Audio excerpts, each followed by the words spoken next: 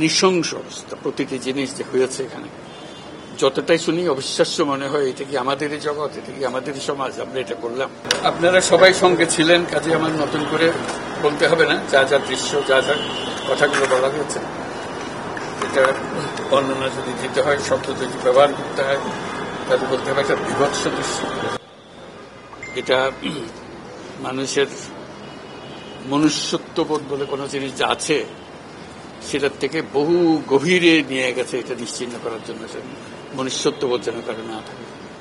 নৃশংস অবস্থা। প্রতিটি জিনিস যে হয়েছে এখানে যতটাই শুনি অবিশ্বাস্য মনে হয়। এটা কি আমাদেরই জগৎ, এটা কি আমাদেরই সমাজ, আমরা এটা করলাম। এবং যারা নিগৃহীত হয়েছে, যারা এটা শিকার হয়েছে, তারা আমাদের সঙ্গে আছে। তাদের মুখের থেকে শুনলাম কিভাবে হয়েছে। কোনো ব্যাখ্যা নাই। এটা ব্যাখ্যা থাকলে কিছু একটা হলে মানুষ বোঝে যে এটার কারণ ছিল। এটা বিনা কারণে রাস্তা থেকে উঠিয়ে আনার মতো কথা। বিনা দোষে কতগুলো সাক্ষী সাবুত হাজির করে সেই যন্ত্র, ওই এক্সপ্লোসিভ কতগুলো গাড়ির ভিতরে ঢুকিয়ে দিয়ে তারা বলছে তুমি সন্ত্রাসী, জঙ্গি, এইগুলো বলে বলে তাকে নিয়ে আসা হয়েছে। এবং এইরকম ইন্টারোগেশন সেল, এরকম টর্চার সেল, এরকম টর্চার সেল সারা বাংলাদেশ জুড়ে আছে। সেটাও শুনলাম আজকে। আমার ধারণা ছিল যে এটা বোধহয় এখানে আয়নাগর বলতেছি কয়েকটা আছে, এখন শুনতেছি আয়নাগরের বিভিন্ন ভার্সন সারা দেশ জুড়ে আছে। কেউ বলছে 700, কেউ বলে 800। এতে সংখ্যাও নিরূপণ করা যায়নি পর্যন্ত। কতটা আছে, কতটা জানা আছে, কতটা অজানা রয়ে গেছে সেই জিনিসগুলো। আমরা এমনি শুনি আইএমএ জাহেলিয়াত বলে একটা কথা আছে। এই গত সরকার এই আইএমএ জাহেলিয়াতকে প্রতিষ্ঠিত করে গেছে সর্বক্ষেত্রে। এটা তার একটা নমুনা। আর আমি কমিশনকে ধন্যবাদ জানাচ্ছি। তারা বহু কষ্ট করেছে। অন্যান্য কমিশন তো তারা করেছে, অন্তত তারা নিজেদের ঘরে বসে করতে পেরেছে। এদেরকে গুম কমিশনের যেটা, তারা কোদালা এগুলো আবিষ্কার করার জন্য আসতে হয়েছে, তাদেরকে বের করার জন্য। কিসের মধ্যে লুকিয়েছিল, কারা কি করেছে, এখনো ধ্বংসাবশেষ আমরা দেখতেছি। কাজে আমরা দেশের যে চূড়ান্ত অবনতি, চূড়ান্ত রূপ দেখলাম সর্বক্ষেত্রে, এটা তার একটা প্রতিচ্ছবি।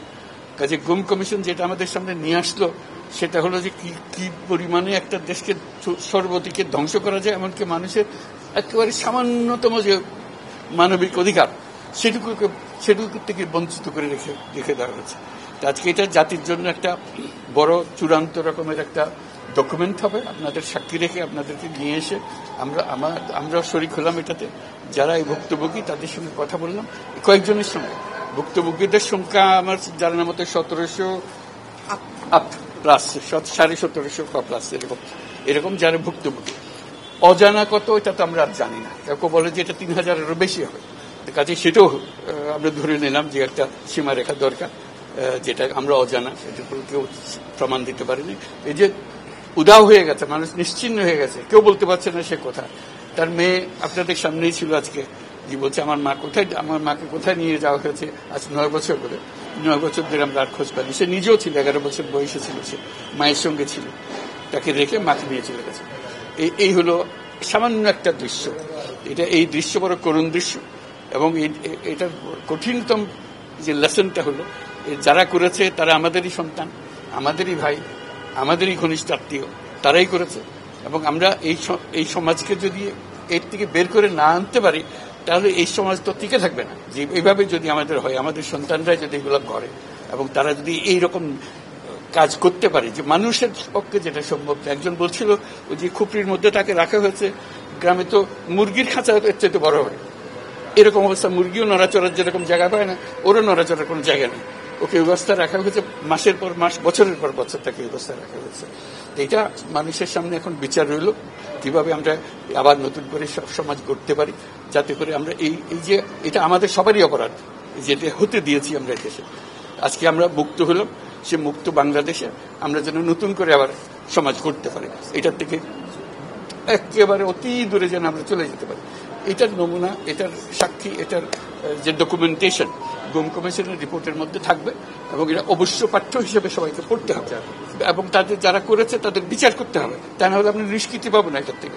এই যে কাজগুলো করে গেল তারা, তা না হলে আমরা আবার মুক্তভাবে বলবো কি করে যে আমরা এই দেশের মানুষ, আমরা পরিষ্কার। যারা করেছে তাদের জন্য আমরা কেন মুক্ত হতে যাব?